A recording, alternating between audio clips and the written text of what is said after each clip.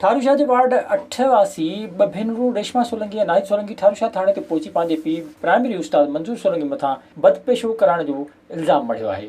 इन मौक़े ते संदन चवणु हो त उन्हनि जे पीउ खां बदपेशो कराईंदो आहे, जंहिं बेज़ार थी पीउ खे जवाबु ॾिनो त हू मछिड़जी पियो ऐं खेनि सख़्त तशदुद जो निशानो बणायो आहे, जंहिंखां पोइ मजबूर थी थाणे ते पहुतियूं आहिनि। थाणे ते कीहूं कंदे नारी रेशमा सोलंकी चयो त संदसि पीउ हुन जा 3 ॿार बि पाण वटि रखी छॾिया आहिनि, जेके हू नथो ॾे, जॾहिं त ठारूशाह पुलिस ॿिनि भेनरुनि जी फ़रियाद ते पीउ मंजूर सोलंकी खे गिरफ़्तार करे वरितो। गिरफ़्तार थियल उस्ताद मंजूर सोलंकी ॿुधायो त संदसि धीअर सॼो ॾींहुं फ़ोन ते ॻाल्हाईंदियूं आहिनि, जिन खे फ़ोन ते ॻाल्हाइण खां मना करण ते उन मथां ग़लति इल्ज़ाम मड़े खेसि गिरफ़्तार करायो आहे। मूं वटि था रहनि, पाण वई आहे भेण वटि वञी रहनि।